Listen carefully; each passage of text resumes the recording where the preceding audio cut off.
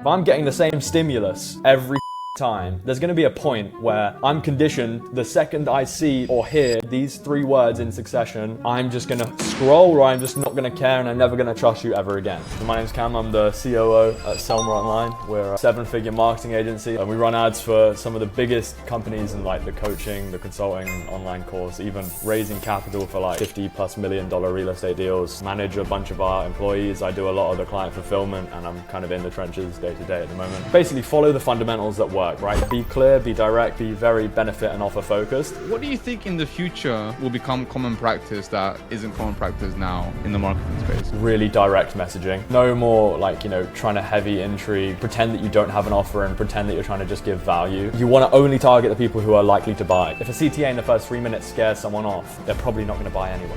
What's one trend in the marketing industry that you would eradicate forever if you could?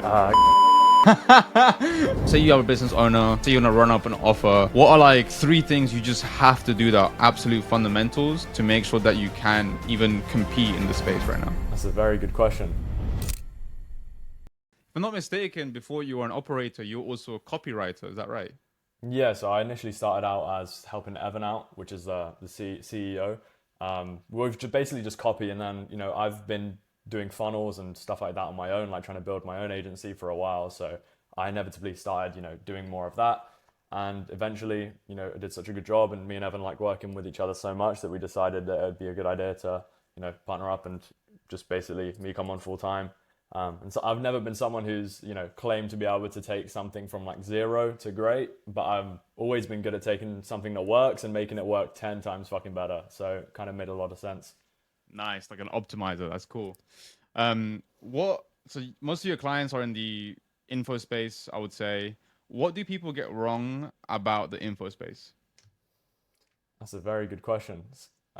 Specifically about like coaching and like high ticket programs is that people think you need to be like, you need to have the next new or the next best thing or like have a huge personal brand, which like we don't find like like is a thing that's needed. Like, as I said before, we only run ads. We don't really do anything with the warm traffic. And we do it with a lot of people who have like no social media presence and they're still spending, $1,000, $2,000 a day profitably on ads.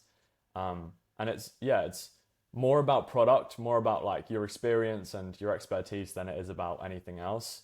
And being super, super direct and clear about why people want to work with you rather than having a bunch of intrigue or like trying to go through this long-winded funnel or process or having, thousands of lines of copy. It's just about like focusing on the fundamentals and doing them really well. I hope that answers the question. It's a pretty broad question. So it's no, you did good. You did good. I would say also in terms of like marketing for info, because obviously I do a lot of e-com. I make ads for e-com, ad creative. You're doing the same thing, but kind of in a different space. What would you say makes them very different, and what would you say are mistakes that a lot of info creators make? Yeah, actually, a big thing we find like with clients we take on is like they don't understand like how things don't have to be perfect. So like clients, like everything's about speed we find and like pure like volume until you find the right thing. Whereas like we'll have clients who sit there and they take like 3 weeks to record, like 10 ads. And we're like, look, man, like we're probably not even going to use any of these ads in a week's time because we need to figure out the messaging.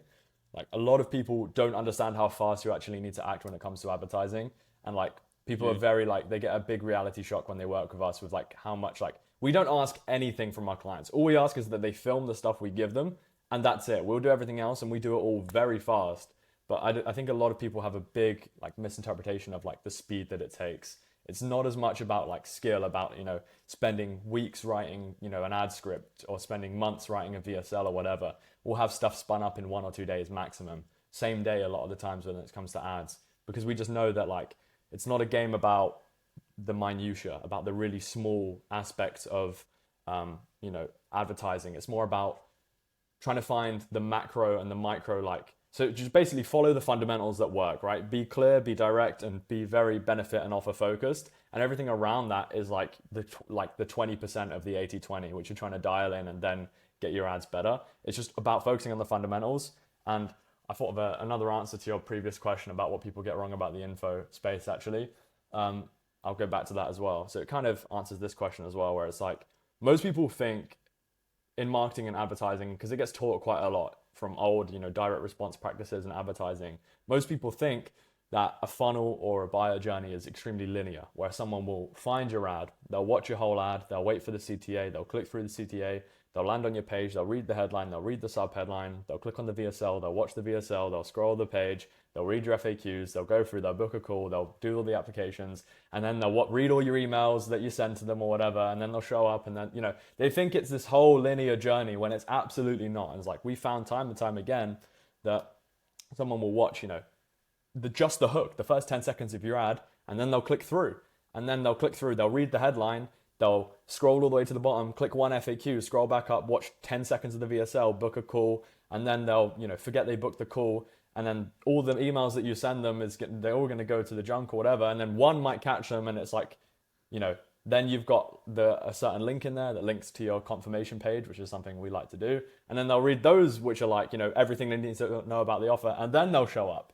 It's like, everyone has this idea that, I've already said this in my ad, so I'm not going to say it in my VSL, or I've already said this at the beginning of the VSL, so I'm not going to say it at the end, or just all these things where people have an idea that there's this perfect way that people are going to go through your funnel and your buying journey, when in reality, there's only a handful of things that you need to optimize. And it's like, I've been studying copy and advertising for so long, and it's like, people will tell you headlines are important, hooks are important, right?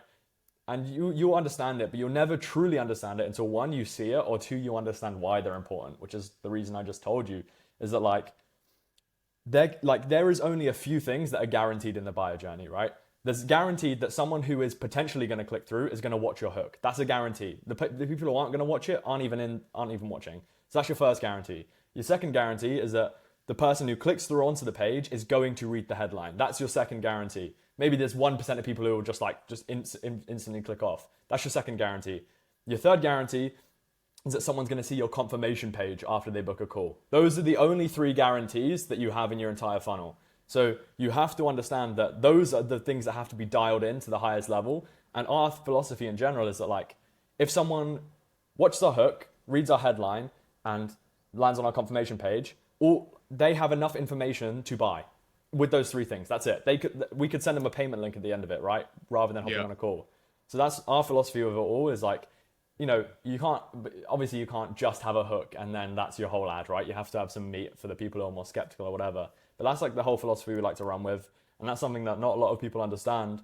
And they'll typically have these long drawn out things and just expect people to go through it, where you don't have that, what's the word? You don't have that luxury really in the modern day. But yeah, that's my rant about that. Wow, that was. I think we can end it here, guys. Thanks for watching. That was a great.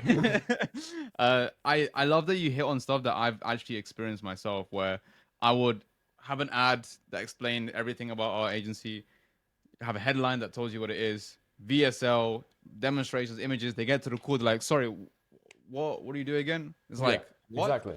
And I think one of the things that you guys do a lot really well, correct if I'm wrong, is just making somebody, by the time they get to the call, to know, like, and trust you, and be that perfect person on the call, so that the sales team doesn't have to do as much. You're trying to do as much heavy lifting on the marketing side. Is that right? Yeah, that's exactly it. We have a couple of client accounts at the moment who, he just sends a screenshot and look, this guy literally said, he joined the call and said, I already know everything about the offer, just how much does it cost, right? That's literally it, right? I have a screenshot of a guy sending that last week, so it's fresh in my mind. But that's our whole philosophy, is back-end selling systems and pre-framing and pre-selling prospects. We do it obviously in a couple ways. I'll drop some source as well. But so the whole idea is people don't even, again, it comes with the speed that the clients don't understand. Clients also don't understand how much information you need to give a prospect, how much work it takes to get someone to actually want to buy.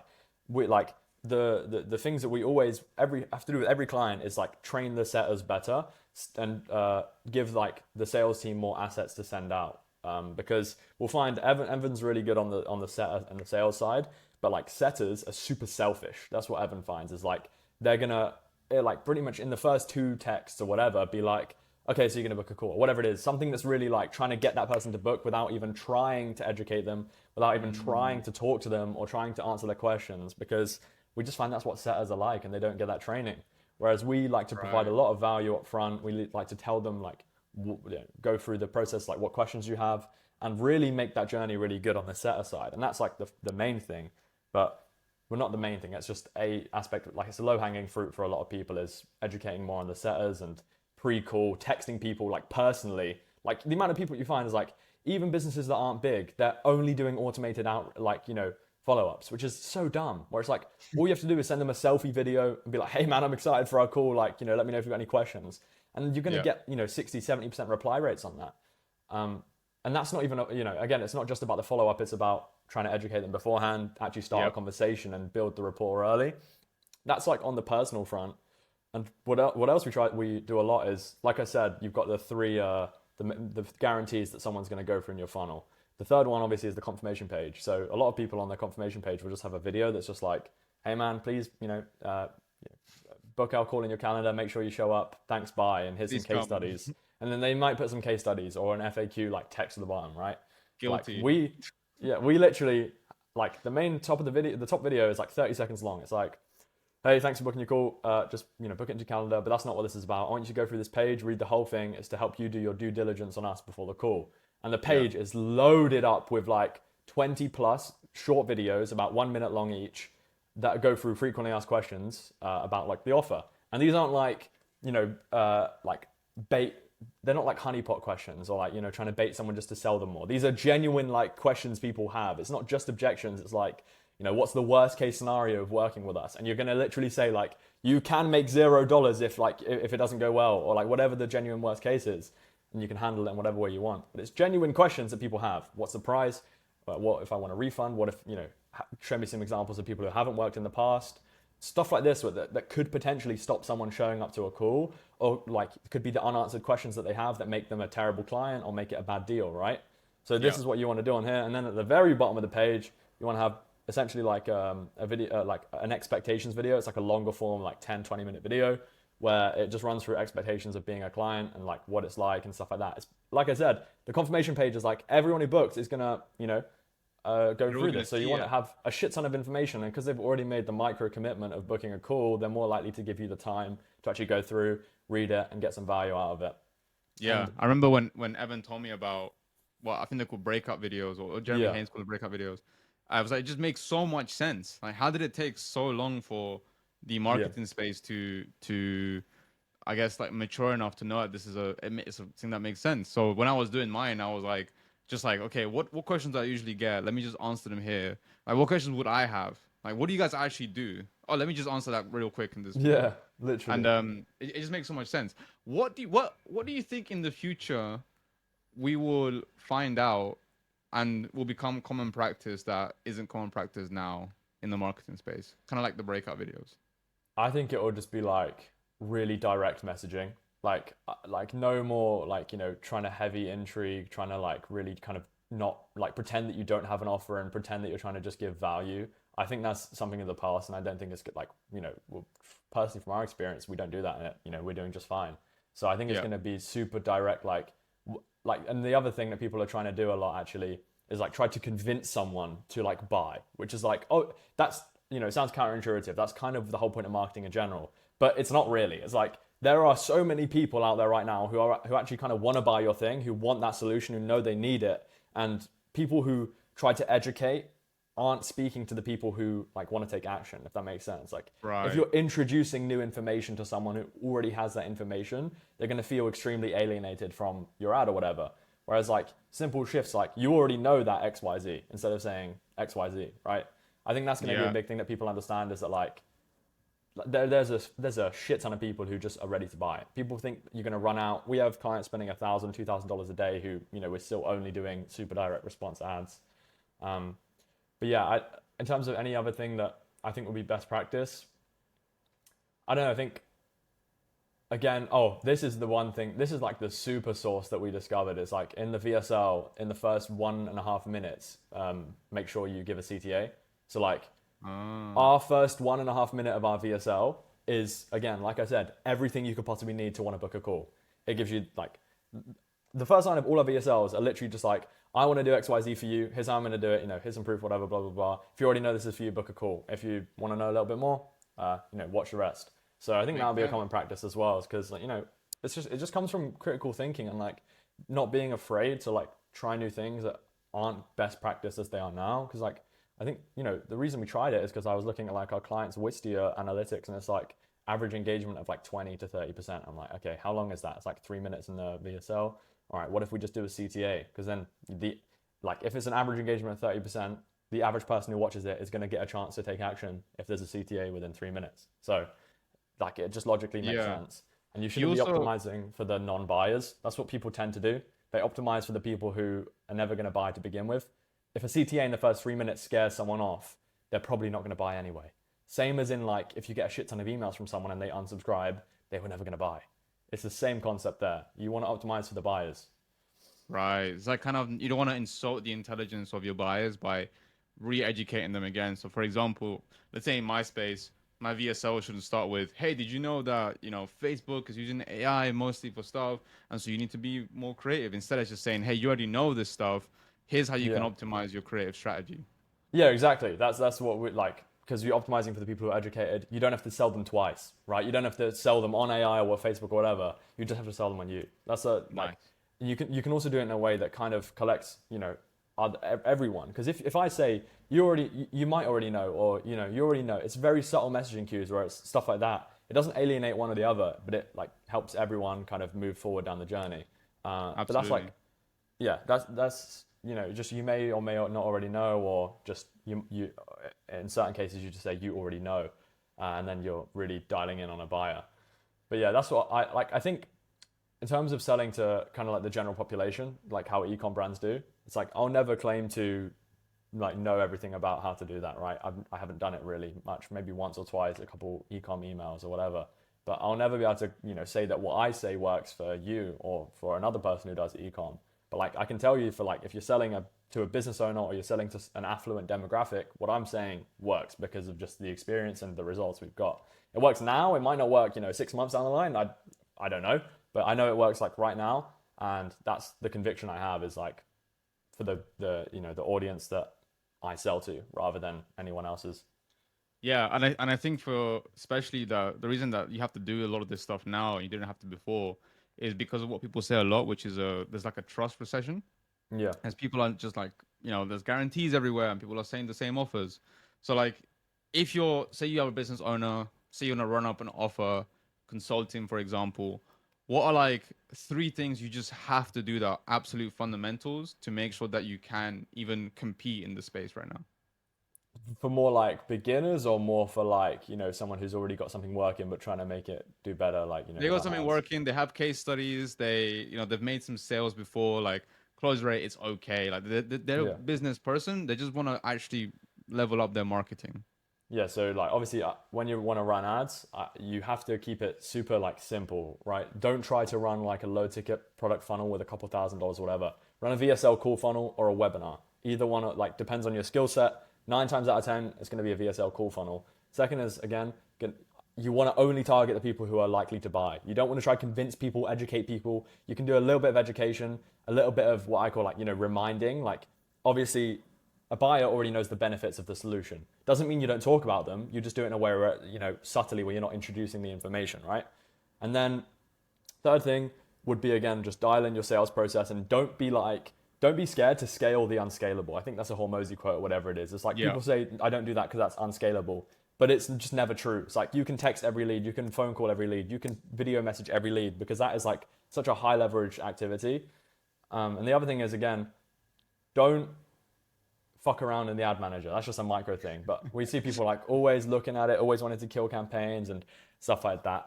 But we just find time and time again, the clients that don't care get the best results. Like, we have to update them on how much they've spent and stuff like that.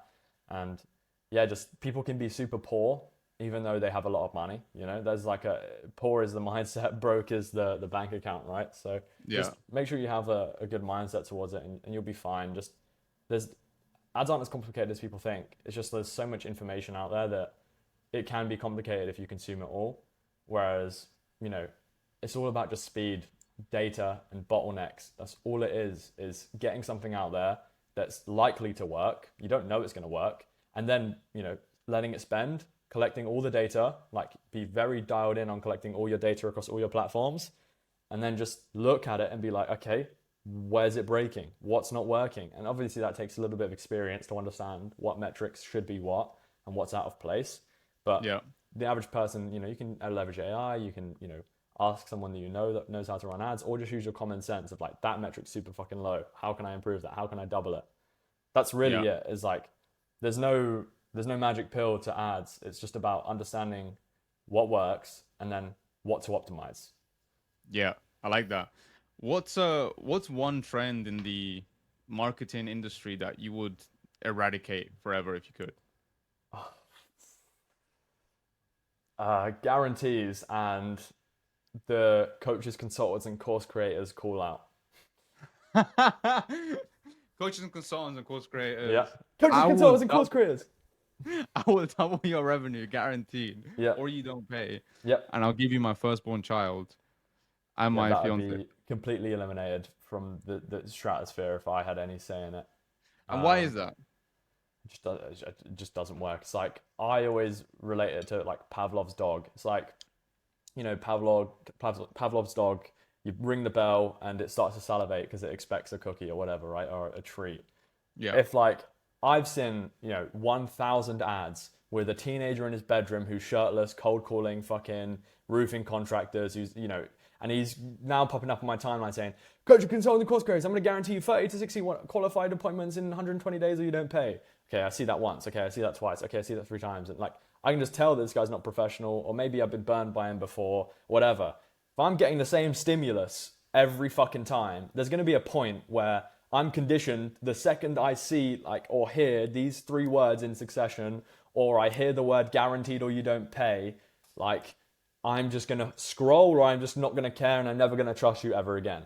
That is the fundamental flaw with a lot of people. Is people say, well, it works, or whatever. The thing is, it doesn't work because of the few who have ruined it for everyone. It's like, fundamentally, you can kind of, in theory, you can understand why a guarantee works, right? It's like, yeah, it's no risk or whatever.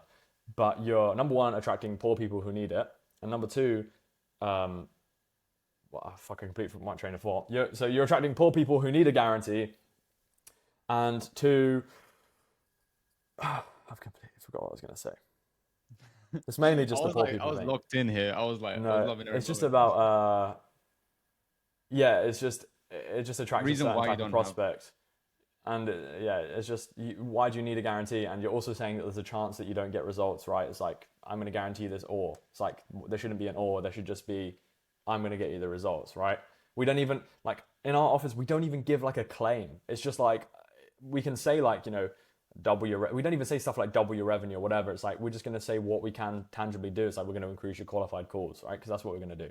We're not going to say a specific number or stuff like this.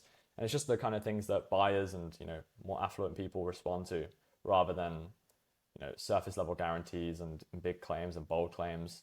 It's just not something we like to do. I don't think we use guarantees ever on any of our client accounts, unless we do a money back guarantee once in a while for a course or a mentorship or something like that.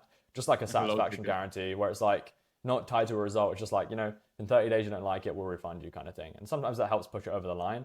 But I think that's a very different type of guarantee. It's more of like a confidence in our service, rather than like, I'm scared if I don't get your results, I don't want you to be scared and hate me or whatever, right? It's a very different type. And it's more on the person claiming the guarantee rather than the person doing the offer, where it's like, the person doing the offer is like the one who's already said they're going to do it, they give you the guarantee if something doesn't happen.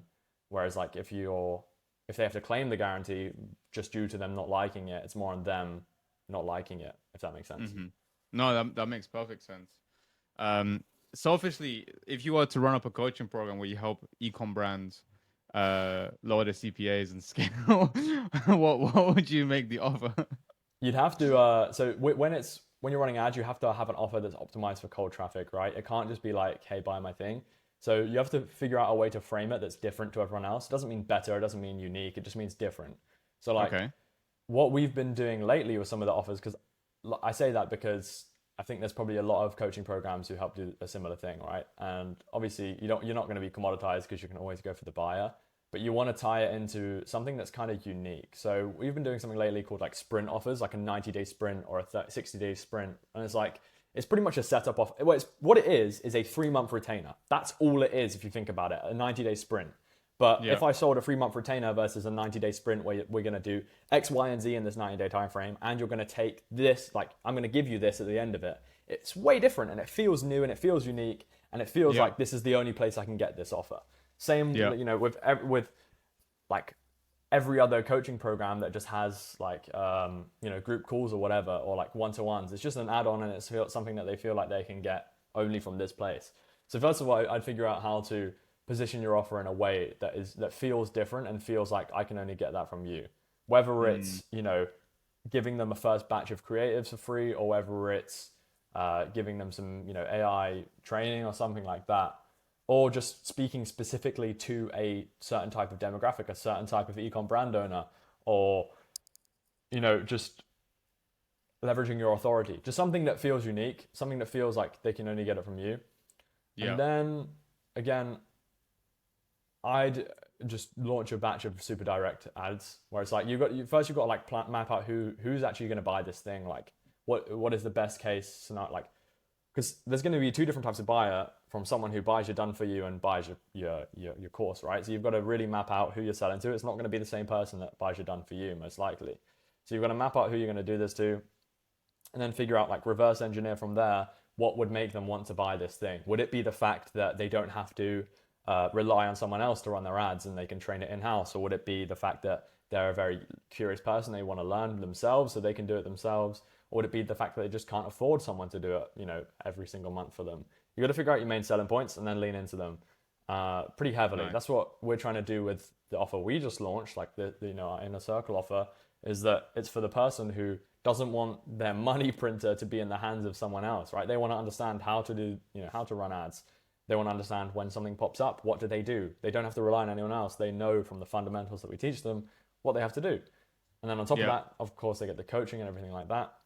But yeah, it'd be hard to tell you exactly what to do without seeing the product and, you know, having the product in my hands and seeing what makes it good and what the unique angles are. Yeah, it was mostly for your thought process, which is exactly what you gave me. So I'm glad that it worked out exactly like that.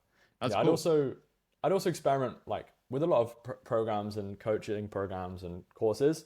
We do like to be really direct in the ads, but we do like to also experiment with some unique angles. So you can definitely go with some more like opportunities like that are going on right now. So, like, you know, we call it like the grand narrative. It's like, what is the big thing that's like amplifying our offer and putting it on steroids? For example, like for a multifamily real estate offer, this one that's fresh in my head, you know, the big beautiful bill Trump just brought in, whatever in America, that's called a grand narrative. It's like helping amplify our offer, aka it's called a big idea as well in copywriting. But it's like something that's gonna just juice up your offer, and then you can, you know, draft a bunch of ads around that messaging. If it hits, lean all into it and then go for that. But it's all about just carving out your unique place in the market so that you're not bundled in with everyone else, and that you at least feel like an authority, or like they can only get this one thing from you. Got it. I'm just taking notes now because this is stores right here. Let's kind of like move away from marketing for a second, because I hear you're like a killer operator. Is that true? Who's told you I'm a killer operator? Evan. Yeah. So I'll tell you that. Yeah, the reason I could be described as that is because I'm very fast to do things. Like, again, like I mentioned, people don't understand like the actual human limitations on speed and like how much work you can do. It's like there's not a lot of limitations. Like, there's a famous like story, like Jeremy Haynes, I'll give him the credit for saying it, but it's like Elon Musk, right? He wanted to, you know, land that rocket, the self-landing rocket, right? And all the scientists he had at SpaceX or whatever, they were saying like, this is physically impossible.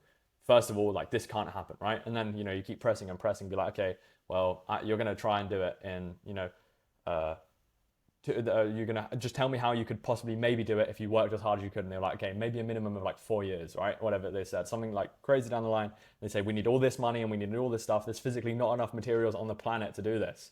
And he was like, okay, well, you've got 6 months, or if not, I'm going to fire you and then get new people in and do it. And they're like, what the fuck? How can I possibly do this? This is not like, you know, this is not possible. You thought you could do it in 4 years. And they ended up doing it in like 9 months or something, right? So it was like, because they had the pressure, like, they just, like, people don't understand that there are no limitations to these kind of things. And it's like, you just got to ask the question, like, what would I need to do? What do you need from me in order to get it done in this time? That's the thing I always do throughout, like, when I'm working with employees and stuff, is like, what could you need to do and do it in what could you need to do it in half the time, right? Like, what could I possibly give you? Like, let me know and I'll help you do it. And it's like, most of the time they're going to say, nothing really. I just got to sit down and do the work. Or it's just like, they give the same stuff where it's like, oh, it's just not possible. And that's how you're working with B players, right? In my opinion, it's like I don't care if, like, all I just want to hear is like, yeah, I'll do my best. Like, or like, I'll get it done for you. That's what I love to hear, is like, I'll get it done.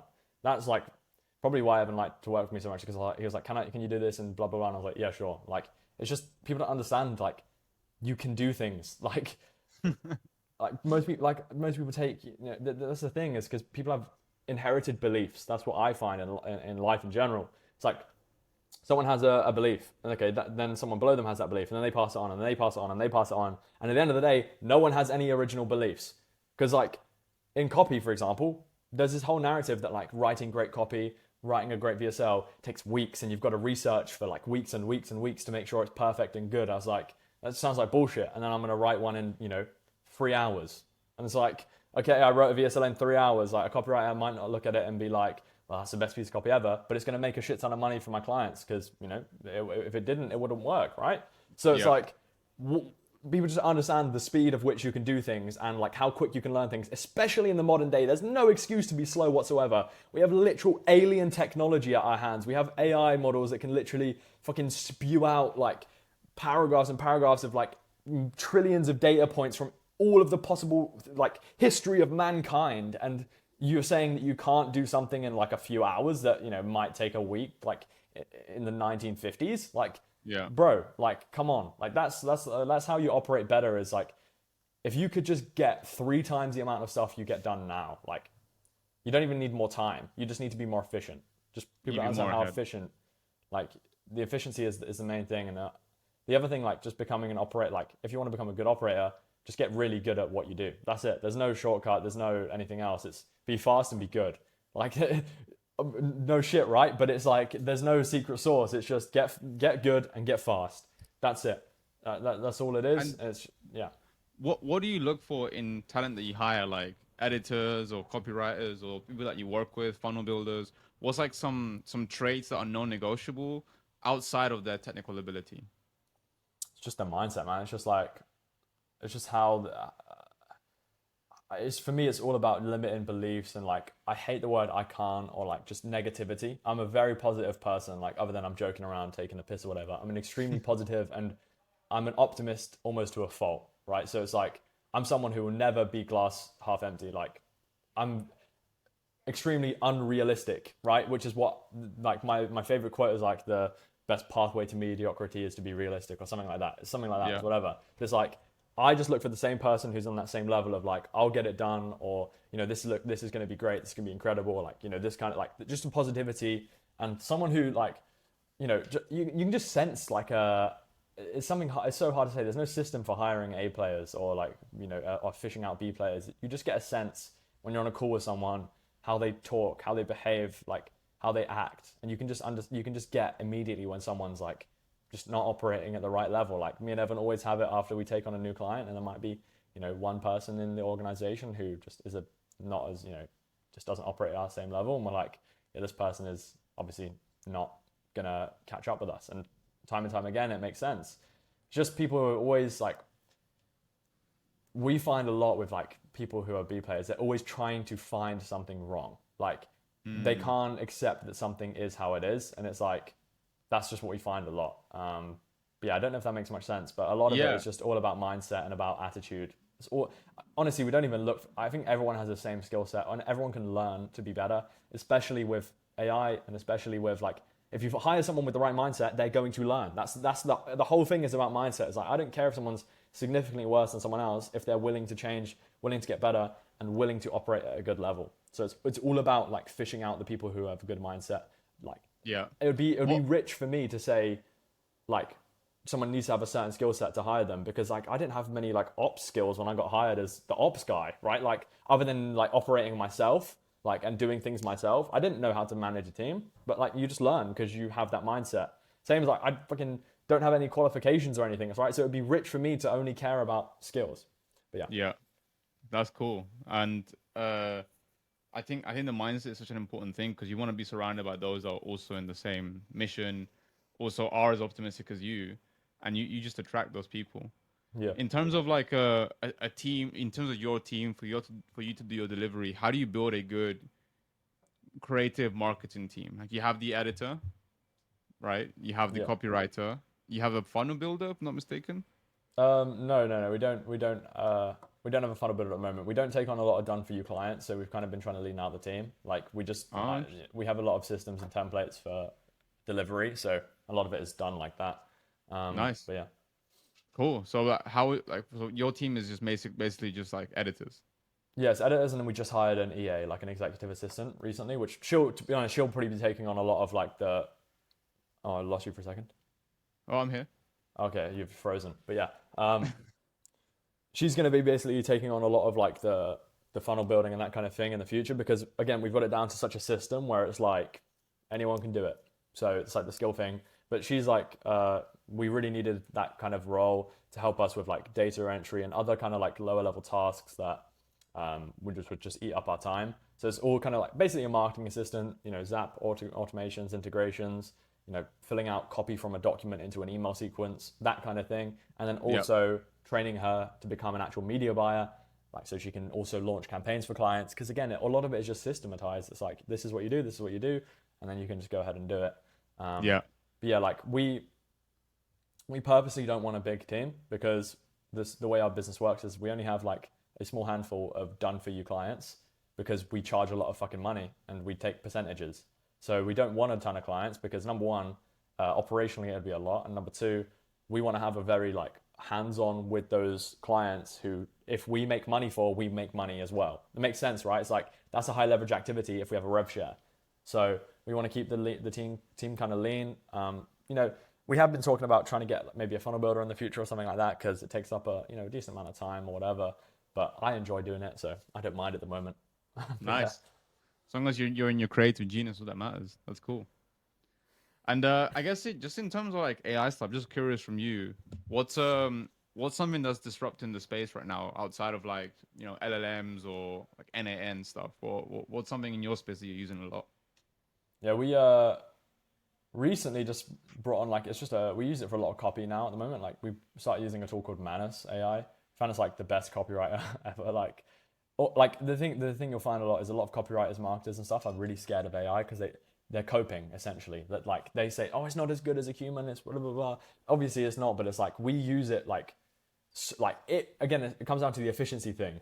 Like the 80/20 is, instead of taking ads that will take us 3 hours to write or whatever, we'll do it in 30 minutes and then edit it for 10. It's like, so we use a lot of AI for a lot of the copy, and people wouldn't be able to tell from looking at our copy, because we've trained these models to be really good, and we also edit them quite extensively, or we feed them a lot of good info or past ads.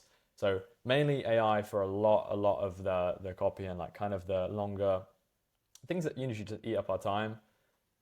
We're still like, Camillo recently helped us out with figuring out how to use AI UGC creators, which is something we're still trying to figure out how to implement, especially because you'll find when you work with bigger clients, they're really slow to record. So whenever creative fatigue hits in, or we want to get some ads out fast, we're really trying to figure out how we can implement some of that to make sure we're not slowing down.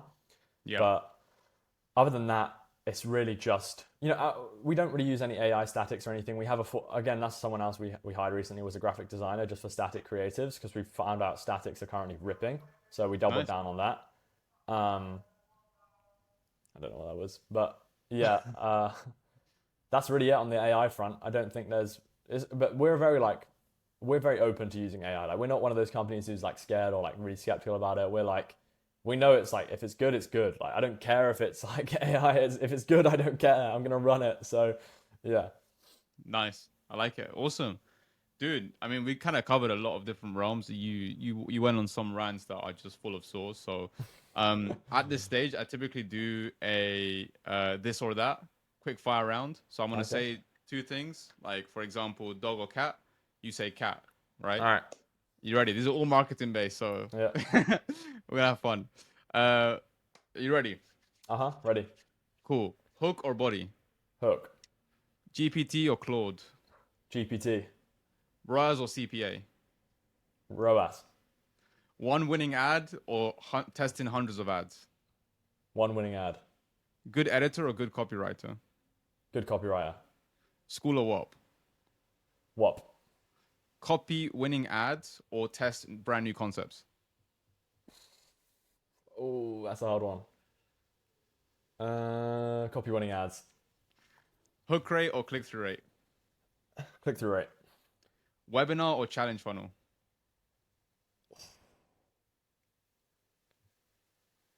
Webinar. Price in VSL or no price in VSL? Depends. Is that an answer? No. No price in VSL. Okay. A plus appointment setter or A plus closer? A plus closer. Price in type form or no price in type form? If they're unqualified, yes. Okay. And then automated follow-ups or manual follow-ups? Manual follow-ups. Nice. Awesome. Bro, thanks a lot for just yapping. I appreciate it. That's what I do best. That's what I do best. I love that. I feel like you dropped a lot of sauce on just operations, on marketing, on what's working right now. A lot of sauce. So if somebody has any questions, maybe they want to work with you, where could they go? Yeah, hit me on Twitter. I'm sure Camilo will link it in the bottom. It's I'm_C0M. If you want to work with us, you probably can't really. The only thing that you could work with us on is the new program we're launching. It's like, I don't know if I can I talk about it or no, like just briefly. Yeah, why not? Go ahead. Yeah, essentially it's like, we'll build out your entire ad funnel in 14 days flat, usually quicker if you record quicker. And then we'll coach you for 6 months straight on how to become a master media buyer so that you can go off on your own and run it all yourself and infinitely scale your business like without needing anyone else, or bolt media buying onto your agency offer or whatever you want to do. Yeah, it's basically the hybrid of like done for you and then info on the back end with, coaching calls and a course and SOPs, that kind of stuff. But yeah, if you want to know more about that, just DM me on Twitter and yeah, you'll get Camilla will get a nice finder's fee for it. So let's go. Sick. Awesome. All right. Appreciate that.